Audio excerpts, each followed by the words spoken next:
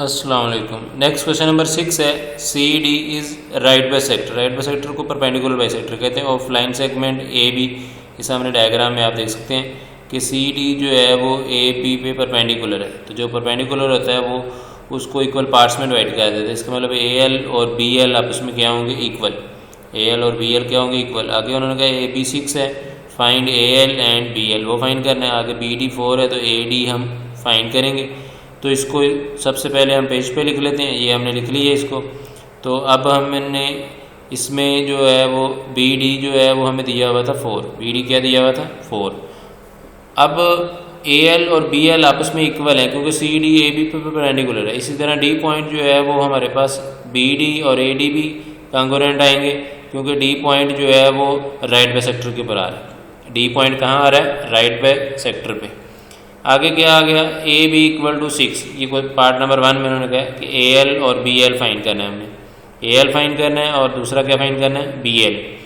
तो अब हमें पता है कि ए एल और बी एल आपस में इक्वल है। ए एल और बी एल आपस में क्या है, इक्वल है। वो क्यों इक्वल है, क्योंकि ए बी पे हमारे बी एल इक्वल है। आगे रीज़न क्या है कि हमारे पास जो सी डी है वो परपेंडिकुलर कॉन्ग्रुएंट है, ये ए बी पे परपेंडिकुलर है। तो परपेंडिकुलर जो है वो लाइन सेगमेंट को इक्वल पार्ट्स में डिवाइड कर देता है। तो इसलिए ए एल और बी एल आपस में क्या हो गए, कॉन्ग्रुएंट। तो उसके बाद A L plus B L दोनों को इकट्ठा करें तो वो किसके इक्वल बनता है, लाइन सेगमेंट ए बी की। और वो कितनी है, 6। वो कितनी बन रही, 6।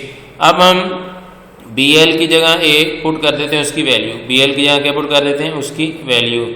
तो ये हमने ए एल वे पुट की है बी एल की, बी एल की वैल्यू ए एल थी तो वो हमने कॉन्ग्रुएंट करके इक्वल पुट कर दी।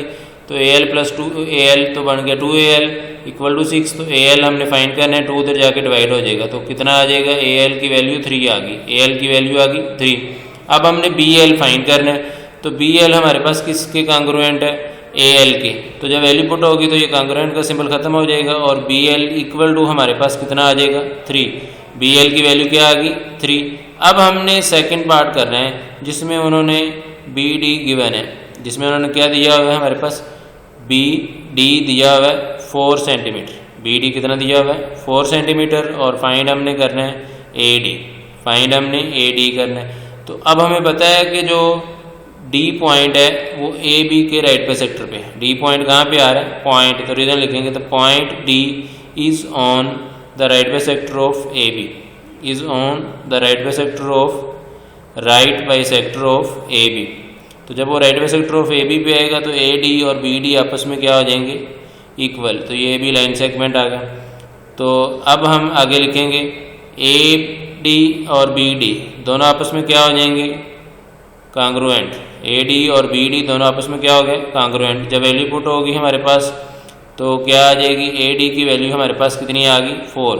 ए डी हमने फाइंड करना था, बी डी की वैल्यू हमें पता है वो 4। जब पुट होगी तो ये कॉन्ग्रुएंट का सिंबल खत्म हो जाएगा, तो ये सेंटीमीटर आ जाएगा।